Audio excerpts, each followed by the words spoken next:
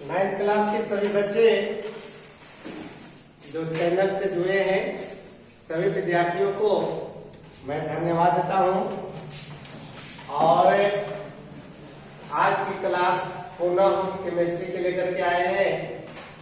जो कल हम लास्ट जहां से किए थे फिर वहीं से स्टार्ट ले रहे हैं। तो आइए आप सभी बच्चे, उम्मीद करता हूं कि अब पिछले क्लास में जो एलिमेंट्स की जो जानकारियां जो कल हमने दे रहे थे, उम्मीद करते हैं कि आप लोग उसे कंप्लीट कर लिए होंगे। तो आज उसी से रिलेटेड कहानी जो है हम आगे बढ़ा रहे हैं। अब सभी बच्चे मैंने अपने अपने कॉपी निकाल लीजिए और देखिए कि कल जो क्लास हुई थी उसके बाद आगे क्लास क्या होते हैं। तो हमने कल तुम लोग के एलिमेंट्स या तत्व की जानकारी दे रहे थे, जिसमें बता रहे थे टोटल एलिमेंट्स जो था वह 118 तुम्हारा आ गया था। अब 118 एलिमेंट्स को आपने देखा था कि 3 ग्रुप में पहले बांट दिए और उसके बाद बारी बारी से हमने उसको डीलिंग किया। अब देखा जाए तत्व आखिर तुम लोग से पूछता है कि व्हाट इज एलिमेंट्स, यानी तत्व कहते हो किसको, तो उससे हम लोग बोलते हैं कि तत्व पदार्थ का वह स्वरूप होता है जिसे किसी भी विधि के द्वारा 2 या 2 से अधिक भिन्न गुण वाले पदार्थों में विभाजित नहीं किया जाता है, उसी को हम तत्व कहते हैं। फिर से सभी बच्चे मिलाइए कॉपी। बोलते हैं कि पदार्थ का वह शुद्ध रूप जिसे किसी भी विधि के द्वारा हम 2 या 2 से अधिक भिन्न गुण वाले पदार्थों में विभाजित नहीं कर सकते हैं, उसी को हम तत्व कहते हैं। जैसे एग्जाम्पल के रूप में सोना को ले लीजिए। अब सोना हमने तुम लोग को दिया और कहे कि चलो सोना को आप जैसे पाए वैसे तोड़िए, और सोना को तोड़ करके उसमें से चांदी का कण हमको दीजिए, लोहा का कण उसे हमको दीजिए, तो क्या है संभव? क्या सोना को तोड़ करके उसमें से लोहा के कण मिल सकते हैं? और अगर सोना को तोड़ने पर उसमें तांबा के कण मिल गया, चांदी के कण मिल गया, एक मतलब समझिए कि वह आपका तत्व नहीं है। तब किसी पदार्थ को हम तत्व तब कर सकते हैं जब उसे हम सीधे संश्लेषित नहीं कर सकते हैं, उसे बना नहीं सकते हैं। ऐसे तुम लोग को अगर कोई आदमी कहे कि चलो सोना बनाओ, तो अब सोचो सोना एक तत्व है।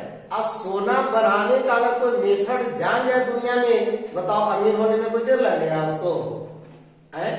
अब कोई चांदी बनाने का फैक्ट्री खोल दे, बताओ ये है संभव? लोहा बनाने की फैक्ट्री खोल दे, ये संभव नहीं है। तत्व की परिभाषा में ये भी शामिल है कि तत्व पदार्थ का वह शुद्ध रूप होता है जिसे सीधे किसी भी विधि से संश्लेषित नहीं कर सकते हैं, जिसे सीधे हम किसी विधि से बना नहीं सकते हैं, तो उसी का नाम होता है तत्व।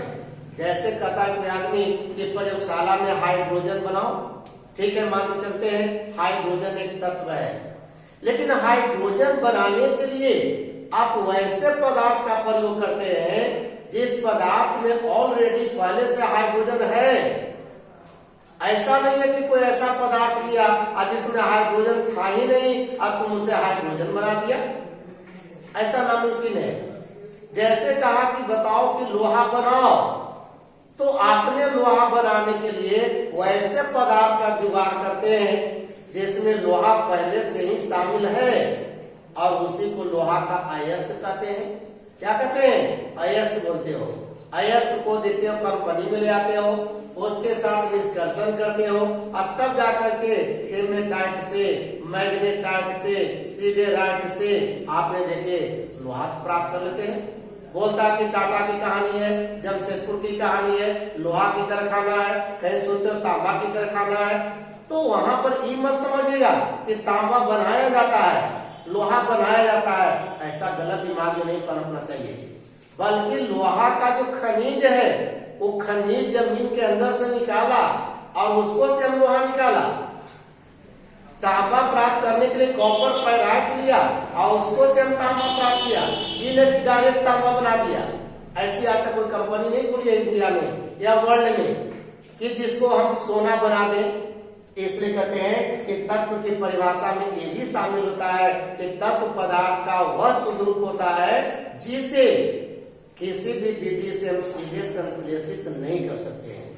तो देखा जाए कि तत्व कहते हो तत्व को तोड़ते तोड़ते तोड़ते तोड़ते एकदम छोटा से छोटा इतना छोटा कर दिया जाए जिसे हम नंगी आंखों से देख नहीं सकते हैं, उसके बाद उसको नहीं तोड़ सकते हैं। उसी कण का नाम होता है परमाणु। और एक परमाणु शब्द का इस्तेमाल यानी कि दार्शनिक एक किया था जिसका नाम था कणाद। समझिएगा, इसलिए हम लोग कहते हैं कि तत्व का जो अंतिम कण होता है, तत्व का अंतिम कण को यानी समझिए हम लोग परमाणु कहते हैं। क्या कहते हैं? परमाणु, जिसको बोला जाता है एटम, यानी एटम कहा जाता है।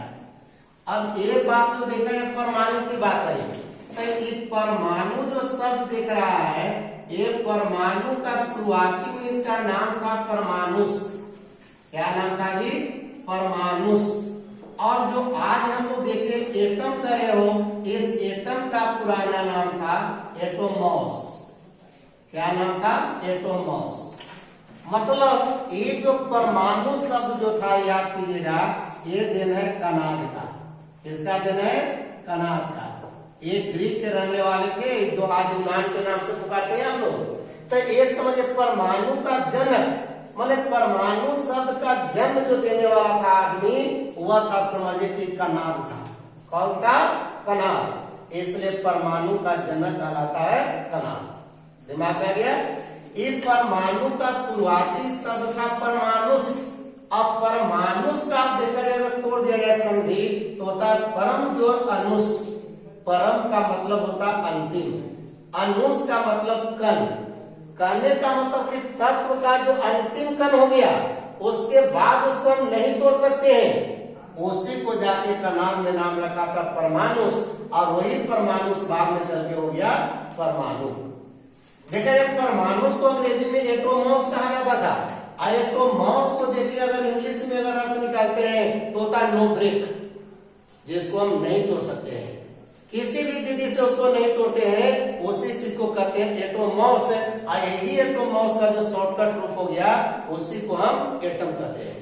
बात समझ गया होगा? तो यहाँ पर देखिए परमाणु की बात आ गई। अब यही जो है कणाद ने लोगों की ये बात बताया था कि परमाणु के मिलने से ही ये पूरी दुनिया बनी। पूरी दुनिया में जितना भी पदार्थ है उस सब के बारे में कणाद ने कहा था कि परमाणु के मिलने से ही पूरी ब्रह्मांड बनी है। दुनिया के जितने पदार्थ हैं, चाहे वो सजीव है या तो निर्जीव है, वो सारे के सारे पदार्थ ये सब बना है परमाणु के मिलने से। तब वही हो गया सवाल यहाँ पे कि परमाणु को तत्व का अंतिम कण हो गया। तब यहाँ तत्व की परिभाषा तुम एक तरह से और दे सकते हो, कह सकते हो कि पदार्थ का वह शुद्ध रूप जिसमें सिर्फ एक ही प्रकार की परमाणु पाया जाता है उसको हम कहते हैं तत्व। एक मतलब है कि आपने कहा कि सोना है, आपने बोल रहे हैं कि चांदी है, तो इस सोना को बताओ जितना तोड़ते तोड़ते इसमें से जितना भी परमाणु निकाले, जितना भी कण निकला, उस समझिए सब के सब एक ही प्रकार का कण होगा। अगर चांदी के लेके चले तो चांदी का जो परमाणु होगा वो सोना के परमाणु से कभी मिल नहीं सकता है। यानी चांदी की जो परमाणु होगा वो समझिए कि लोहा की परमाणु से कभी टैली नहीं कर सकता है। चाहे उसका भौतिक गुण टैली करके देखिए या तो उसकी रासायनिक गुण टैली करके देखिए, लेकिन दोनों का गुण यानी सेम नहीं हो सकता है। इसलिए कि दोनों तत्व जब दो प्रकार का अलग अलग तत्व है, एक मतलब कि दोनों की परमाणु भी अलग अलग होता है। सोना का परमाणु अलग है, चांदी का परमाणु अलग है, लोहा की परमाणु अलग है। अब सोचिए ना आप लोग कि कल हमने बता रहे थे कि बताओ सोडियम भी एक तत्व है, और बताओ दूसरा कि आपने करा कि हाँ सोना भी एक तत्व है। अब ये बताओ कि आपने देखा जाए इस सोडियम को बताओ कि जल में डाला तो बताओ कि आग लग गया, मैंने सोडियम जल के साथ इतना तेजी से रिएक्शन किया, इतना हीट पैदा किया कि देखिए वहां पर आग लग गया। लेकिन बताओ सोना का गहना पहन करके लोग नहा रहा है, क्या बताओ इसको कोई डर है? कोई डर नहीं। तो सोना भी तत्व है और सोडियम भी तत्व है। अगर दोनों की परमाणु बताइए एक तरह का होता तो सोचे दोनों एक तरह का बिहेव करता, लेकिन ऐसा नहीं किया। आपने देखिए लोहा को, देखिए लोहा को जब खुले हवा में छोड़ दिया तो उस पर जंग लग गया। देखा ना सर, रेस्टोरेंट लोहा पर जंग लगते हुए देखे आप लोग। तो लोहा को जब खुले हवा में छोड़ दिया तो उस पर जंग लग गया। चांदी को खुले हवा में छोड़ दिया तो काला काला पदार्थ बैठ गया। लेकिन वही प्लैटिनम को देखा होगा शायद, या सोना को देखा होगा, तो सोना पर कभी जंग लगते नहीं देखा होगा। सोना कहीं पानी से रिएक्शन करते नहीं देखा होगा। प्लैटिनम पर कहीं पर देखा होगा जल गिराइए, चाहे एसिड गिराइए, बेस गिराइए, कोई अंतर नहीं है। लेकिन बताओ सोडियम पर पानी गिरा दिया तो आग लगा दिया, जबकि बताओ सभी तत्व है। एक मतलब किसी भी तत्व का जो भौतिक गुण होता है या उसकी रासायनिक गुण होती है वह निर्भर करता है उसके परमाणु पर। इसलिए याद करना चाहिए कि तत्व की पहचान उनकी परमाणु से होती है। क्योंकि 118 वो तत्व है, लेकिन दिमाग में बैठाना सब विद्यार्थियों के कि जितने भी तत्व होते हैं उनकी परमाणु भी अलग अलग होता है। अर्थात कहने का मतलब ये हुआ कि तत्व जब 118 को है, इस दुनिया में 118 प्रकार के परमाणु भी मिलेगा। ये प्रकार के 118 प्रकार के परमाणु मिलेंगे। लेकिन यही कथा कि परमाणु परमाणु परमाणु और परमाणु जब बताओ मिलना जब शुरू करता है तब परमाणु परमाणु के मिलने से ही ये समझिए कि अणु बन जाता है। क्या बन जाता है? अणु बन जाता है। तो पहला देखा परमाणु एक वर्ड आया और दूसरा देखा एक अणु एक वर्ड आ गया। तो परमाणु परमाणु के मिलने से क्या होता है?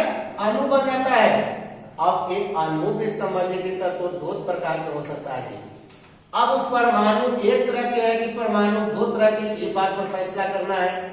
तो आप लोग को बताए कि यहाँ पर समझिएगा कि परमाणु जिसके बारे में कहते हैं कि प्रकृति में परमाणु के पास इतना ऊर्जा होता है, इतना ऊर्जा होता है कि अकेले नहीं रह सकता है।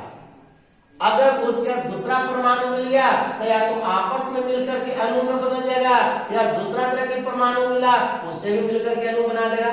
जब तक वो परमाणु अणु में नहीं बदल जाता है तब तक वो परमाणु चैन से नहीं है, वो बेचैन है। यानी भूखा जो बाघ कहता है, शेर होता है कि भूखा बाघ शेर की जैसा उस जंगल में दहाड़ मारने लग गया।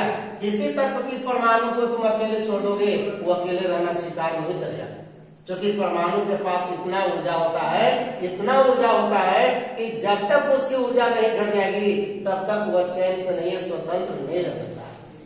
इसलिए यहाँ पर हम लोग कहते हैं कि कल तो जो तुम लोग को बता रहे थे कि तत्व की संकेत, तत्व की संकेत से ही परमाणु का पता चलता है। जैसे सोचिए आपने कहा हाइड्रोजन, तो हाइड्रोजन का संकेत कहा कि सर एच हुआ, और एच के नीचे ऑलरेडी एक छिपा हुआ रहता है। तो यही जो एक छिपा होता है इसी को बोलते हैं परमाणु। यानी कहीं पर अगर एच लिखा हुआ है तो समझिएगा कि हाइड्रोजन का एक परमाणु है। और इसी तरह से अगर हाइड्रोजन का एक परमाणु और लिया जाए तब देखिए हाइड्रोजन का क्या परमाणु हो गया? दो परमाणु। अरे दोनों परमाणु जब मिल गया तब देखिए यही हो जाता है हाइड्रोजन अणु। तो अणु जो होते हैं वो लिखा जाता है आगे और परमाणु लिखा जाता है पीछे। मतलब क्या हुआ? यह हाइड्रोजन के एक अणु का निर्माण तभी हो सकता है जब इनके दो परमाणु आपस में संयोग करेगा। जब हाइड्रोजन की दो परमाणु संयोग किया तब यही समझिए कि हाइड्रोजन अणु बन गया। अब चूंकि इसमें एक ही प्रकार के दोनों परमाणु रहा इसलिए इसको कहा कि एक तत्व का अणु हो गया। कौन चीज का अणु हो गया? तत्व का अणु हो गया। जैसे कहा कि ऑक्सीजन का देखिए परमाणु लिया, एक लिया, फिर ऑक्सीजन का एक परमाणु लिया, फिर ऑक्सीजन का एक परमाणु लिया, तो के परमाणु ले लिया जी? 3 परमाणु ले लिया। अब तीनों परमाणु बताओ एक तरह के कि दो तरह के जी? एक तरह के है। और यही तीनों जब मिल गया तो यही बन गया O3। तो इसी को हम लोग ओजोन कहते हैं। क्या कहते हैं? ओजोन बोलते हैं। अब बताओ ओजोन के एक, देखो आगे में लिखा था अणु और यहाँ पर एक छिपा हुआ है, माने ओजोन के एक अणु का निर्माण कब होता है? जब ऑक्सीजन के 3 परमाणु आपस में जुड़ जाते हैं। जैसे कि आपने बोला कि चलिए फास्फोरस हो गया, फास्फोरस हो गया, फास्फोरस हो गया और फास्फोरस हो गया। अब यहाँ फास्फोरस फास्फोरस देखिए एक ही तरह के परमाणु आ रहा है, तो 1 परमाणु, 2 परमाणु, 3 परमाणु, 4। अब फास्फोरस की 4 परमाणु मिल गया तो यही बन गया P4, यानी फास्फोरस का एक अणु हो गया। तो ये जितना भी सब है इसको कहते हैं कि तत्व का अणु है, क्योंकि इसमें केवल एक ही प्रकार की परमाणु भाग ले रहे हैं। बट अगर वही कार्य परमाणु बदल बदल के ले लेता हो, मैंने 2 तरह के लिए, 3 तरह के लिए, 4 तरह के लिए, तब वही जब प्रकार बदल गया, अलग अलग ढंग की परमाणु बदल लिया। जैसे आपने कहा कि हाइड्रोजन का देखिए 2 परमाणु ले लिया और एक जो है ऑक्सीजन की परमाणु ले लिया। एक मतलब यहाँ पर देखिए 2 तरह की परमाणु ले रहे हैं। अब हाइड्रोजन के देखो 2 परमाणु हो गया, तो आपने कहा कि देखिए H2 हो गया, एक वो रह गया यानी O हो गया, तो आपने बोला कि सर H2O हो गया। एक मतलब कि ये जो देखिए अणु बना, इस अणु में देखिए 2 प्रकार के परमाणु आ गया, इसलिए इसको हम बोलते हैं कि यौगिक अणु हो गया। कौन सी अणु हो गया? यौगिक अणु बोलेंगे। तब कोई आदमी कहे कि अणु के प्रकार का हो गया, तो बोलेंगे 2 प्रकार का हो गया, एक तत्व का अणु हो गया और दूसरा यौगिक अणु हो गया। तत्व का अणु कब कहोगे? जब बोलेंगे एक ही प्रकार के परमाणु का अगर संयोग हो रहा है तो तत्व का अणु बनेगा, और जब 2 या 2 से अधिक प्रकार के परमाणु मिलेंगे तब वही यौगिक अणु बनेगा। जैसे कि आपने कहा कि बताइए कि हाइड्रोजन का है अगर 1 परमाणु, आप क्लोरीन का भी कहा कि 1 परमाणु, तो बताओ दोनों 2 तरह के परमाणु है कि नहीं? अब 2 तरह के परमाणु है तो आपने कहा कि बन गया हाइड्रोजन क्लोराइड। एक से हो गया हाइड्रोजन और Cl से हो गया क्लोराइड, तब बन गया हाइड्रोजन क्लोराइड। मतलब समझिए कि यौगिक बन गया। जैसे तूने कहा कि नाइट्रोजन का हो गया 1 परमाणु और हाइड्रोजन के कह दिया कि 3 परमाणु मिलने से बन गया, देखा जाए NH3। तो बताइए जरा सोच के कि NH3 में यहाँ पर बताओ क्या 1 प्रकार के परमाणु है कि 2 प्रकार के परमाणु हो गया? तो 2 प्रकार का हो गया। नाइट्रोजन की परमाणु हो गया, हाइड्रोजन की परमाणु हो गया, तो 2 प्रकार की आ गया, तो समझिए कि हो गया यौगिक अणु। अगर 1 प्रकार की परमाणु है तो तत्व का अणु।